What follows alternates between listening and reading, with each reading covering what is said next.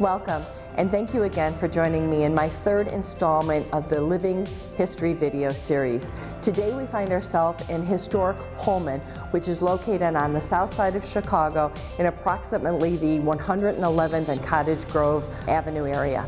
Today we're celebrating an extraordinarily important day because it is the 1-year anniversary of the designation of this site as a national monument. And to help me celebrate is my extraordinarily dear friend, colleague, and senator of this district, Don Trotter. Senator Althoff, you're so great, believe it. Thank you so very much for spearheading this initiative. This is an important issue that we have to look at. This venue is just wonderful. This age of technology, this is going to whet the appetite from people throughout the state and throughout this country to come visit. Absolutely, and it is not only historic, but a beautiful site. And I understand that it is available, is it not, for events, etc., or is it still in the renovation process? It's still in the renovation process, but it's coming soon. But generations have been looking forward to this moment right now, so I'm glad to be part of it, and thank you for including me. The Pullman Story is the story of so many Chicagoans. Chicago, which is known for being the city of broad shoulders, the city of where people work. So many people came here looking to better themselves and better their families and make a difference in the building of the city of Chicago. So in the mid-1800s, when George Pullman came up with the idea of this city, it was a visionary idea. And that story has been carried on through generations. This is just a snapshot of what America looks like. We in this community really appreciate this project.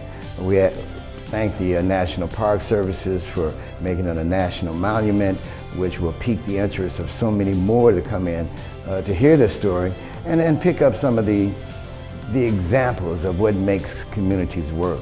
And communities are about people. And the people around here are just as real as you're going to find anywhere in America, and I'm glad to be part of this project. The Pullman State Historic Site was the first model planned industrial community in the United States. The Pullman Historic District is significant for its historical origins and the Pullman Company, one of the most famous company towns in the United States. It was built for George Pullman in an area that was then beyond Chicago, Illinois city limits as a place to produce the famous Pullman sleeping car. Located in what is now the Pullman community area of Chicago, the district includes the Pullman factory and the Hotel Florence, named after George Pullman's daughter. Also within the district is the A. Philip Randolph Pullman Porter Museum, named for the prominent leader A. Philip Randolph, which recognizes and explores African American labor history. Working for the trains was really a symbol of pride for those individuals lucky enough to get the jobs. Not only did it offer them an expansion of their own horizons, but they were able to bring backstories which to actually motivate other individuals to get involved. So it was a great opportunity. People who live in the community were very proud to see these men come home in their uniforms, and with money in their pockets. Correct. My family story is exactly what Senator Trotter and I have been talking about. This was their opportunity. My great-great-grandfather actually answered an ad from Germany to come to Pullman when there was a global recession. And he thought that this would be the location where he could provide a wonderful opportunity and a better quality of life for his family. So he came over here and was actually an upholsterer, and he worked for the Pullman Railroad Company. In 1894, Pullman Company employees revolted against the company as the demand for sleeping cars plummeted and Pullman lowered wages for employees. Thousands of U.S. Marshals and Army troops were deployed to Chicago to break up the boycott. Fights between the workers and the military left dozens dead or injured. The Pullman Strike changed the American labor landscape. It was an example of the power a union could have against an industry, but it also affirmed the right of government to intervene against strikes. Despite another brief labor strike in 1904, the Pullman Company restored its place as a leading rail car provider. The town, however, never recovered its identity as a company town as employees moved to newer neighborhoods nearby.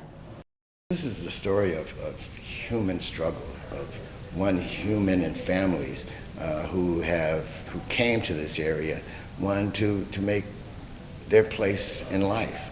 And we have seen through the generations of people that still live here that that is the single most important to them. One, how do you make it good for today and also better tomorrow? Because history is made by people, not by bricks and mortar. The historic factory and hotel buildings long ago outlived their original purposes. As emerging technologies, evolving building standards, shifting consumer demands, and large economic shifts from an industrial economy toward a service-based economy, the Pullman factory and buildings became obsolete. Today, the Illinois Historic Preservation Agency is administering the site's transformation during a multi-phased stabilization and restoration effort. I want to take this opportunity to thank Senator Trotter for joining me on this tour and sharing with me the community's relationship with this historic site. So, Senator Trotter, thank you. Senator Althoff, you're the best. Thank you for coming to the neighborhood.